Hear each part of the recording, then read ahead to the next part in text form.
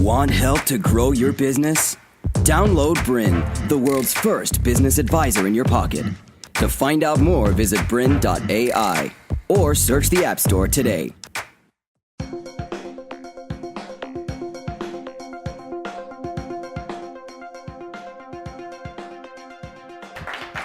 Thank you. Thank you, everybody. So glad to have you here. What a wonderful audience, and thank you for coming. Such an exciting series coming up called Unlock the Sales Game with Ari Galper. It's me, of course, and I plan to challenge you, transform your thinking, expand your mindset, help you be successful in selling in a whole different way around trust, not just a sale. This is designed, this series, to change you, transform you, and make you a lot of money. That's why this first series section is going to be called How to Double Your Sales with Trust-Based Selling. And I plan to challenge you today around your current framework around sales, objections, your current constructs, kind of give you a whole new platform, a whole new way to sell that lets you build trust, not chase people, and be successful. So a bit about me on the personal side. Real quick, I want to mention one thing I almost forgot. I want to actually dedicate to this series to my grandmother. She was 101 years old. She passed away recently, and she's an entrepreneur, had her own business, and I was at a wedding that I was at with her before she passed away, and she left me with very interesting wisdom. And there was one phrase I'll never forget she told me before she passed away. She said to me, "Ari, successful people are made in good times and in bad times, which means the times have nothing to do with it. It all has to do with your mindset, how open you are to new ideas, how humble you are to change, how willing you are to succeed." And that thinking is very much the platform and concept behind this series, is changing your framework, your mindset, expanding to a whole new place. So that's why I've dedicated the series to her. And a bit about me, I'm from the US, live in Australia, and my wife is from Sydney, and I met her on a dating site 11 years ago, and I couldn't help but use my trust-based sales approach somewhere in that communication. And next thing I know, we got married in Sydney, and then we moved back to Los Angeles, and we started our lives, my business there. Then we had a little gift come to our life. That's our son Toby. He's a very special boy, and because he has special needs, we decided to bring him back to Australia.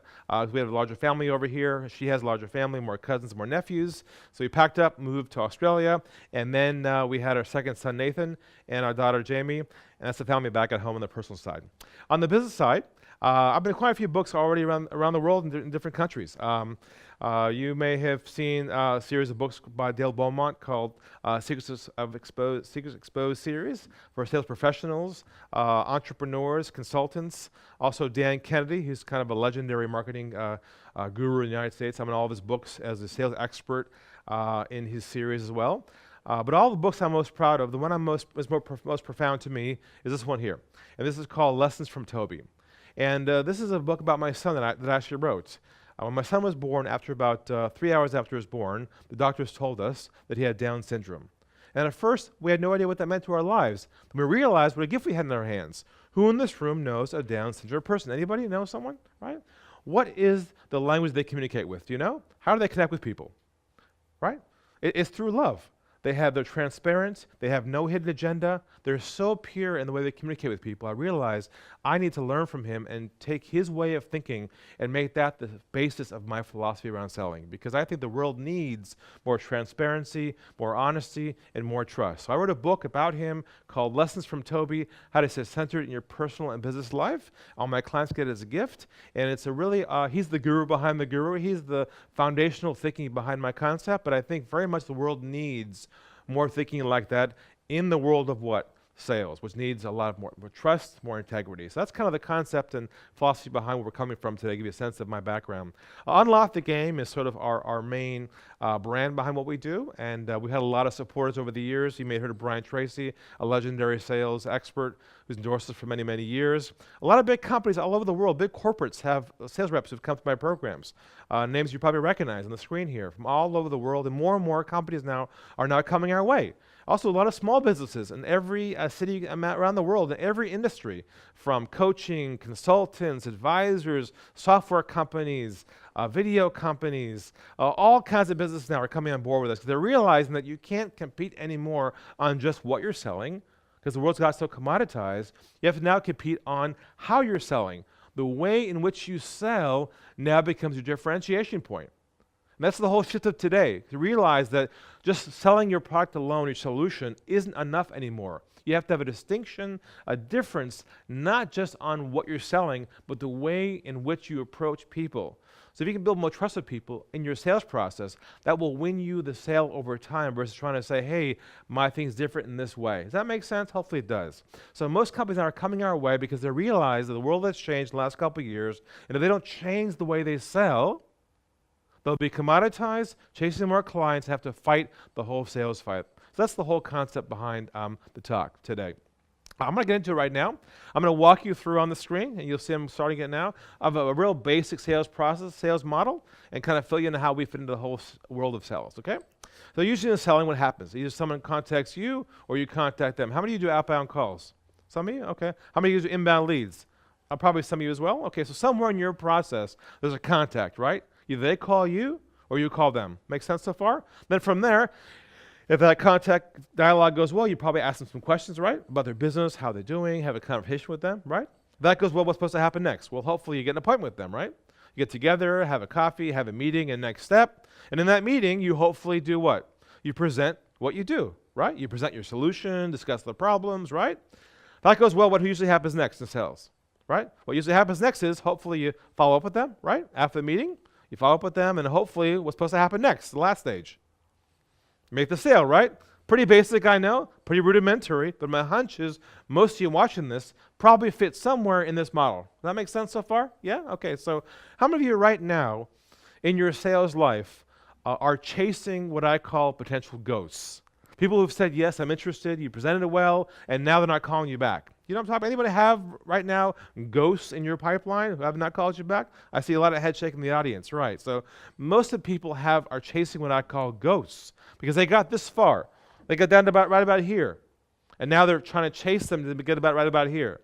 And the reason why you're chasing ghosts is because somewhere along in your process, what was missing was trust in between each of your steps or overlaid on top of what you do. For some reason, they don't trust you enough to call you back and tell you the truth. Right? Why is that? Because somewhere along the way, you may not have realized you were overselling and not developing and creating trust. We have figured out that you can take our trust-based sales model and overlay it on top of what you do in your business.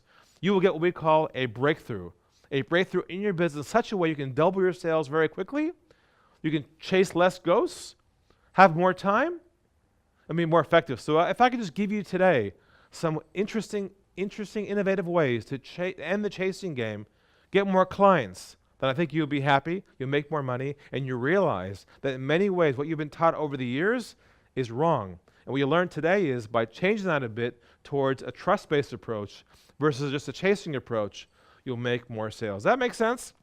So kind of that's where we play in the sales process. We're very unique. Over the last decade, we've mastered the art of trust-based selling. We systematize it. How many of you right now have been a sale before in your lives, and it just happened naturally? You know what I'm talking about? You didn't chase anybody. This chemistry was there. You know what I'm talking about? It happens every once in a while, right? So what you did randomly, subconsciously, we have put into a conscious system. That makes sense? So you can literally see it. You know what you're doing every day. It becomes like that every single day with your clients. That's what we've done in a very creative, systematic way, and a very simple way to help you be successful every single day. Okay? So real quick, I want to mention a study that Harvard did recently on trust in business, and they made a very, what I call, astute conclusion. And their conclusion was this, that people respond more positively to someone who comes across as trustworthy rather than competent. Now that's interesting, because we have been taught over the years, if we're good at what we do, if we can solve a customer's problem, well, by gosh, that should be enough to do what? To get the sale, right? What this is saying is, if you aren't first building trust in your process before showing your competence of what you do, you're going to lose a sale and chase clients and never succeed to the point you want to get to. So we have mastered the art of step one, how to build that trust so effectively They don't have to rely anymore on just your product or solution. Quick story for you. I had a financial services company recently give me a call. They offered a free consultation to bring in new clients for their services, right? And lots of people were calling for their consultation, coming in, no problem. But the problem was they couldn't convert that free consultation into a what? Into a new client. So they called me up. They said, Ari, we need some help. We need you to help us figure out why we aren't converting our prospects into customers or clients. I said, no problem. So they hired me on, and I would have sat in the office. I would have observed these meetings, and sat on the couch in the meeting, introduced as a up-and-coming financial advisor, and sit there and would watch the dialogue. So the client would walk in for the consultation, sit in front of the advisor, and begin describing all their financial challenges, right? Like tax issues or investments. They start describing all their challenges.